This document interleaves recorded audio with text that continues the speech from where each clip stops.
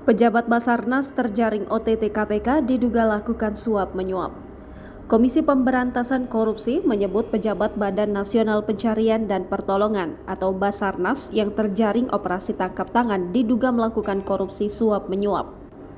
Juru bicara penindakan dan kelembagaan KPK Ali Fikri mengatakan, dugaan suap itu terkait pengadaan alat pendeteksi korban reruntuhan tahun anggaran 2023. Ali memastikan OTT tersebut berawal dari laporan masyarakat yang telah diterima, dianalisis, dan diverifikasi KPK. KPK kemudian menerjunkan tim untuk menuntaskan pengusutan dugaan korupsi tersebut. Sejauh ini, kata Ali, pihaknya telah mengamankan 10 orang termasuk pejabat Basarnas.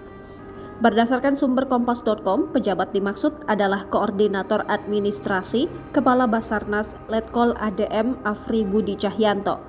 Ketua KPK Firly Bahuri mengatakan pihaknya menduga terdapat pembagian fee 10% dalam dugaan korupsi pengadaan barang dan jasa tersebut. Selain itu, kata Firly, tim KPK juga mengamankan barang bukti sejumlah uang tunai dalam OTT tersebut. Adapun OTT digelar di daerah Jalan Hankam Cilangkap, Jakarta Timur dan Jati Sampurna, Bekasi, Jawa Barat pada Selasa 25 Juli 2023 sekitar pukul 14.00 waktu Indonesia Barat.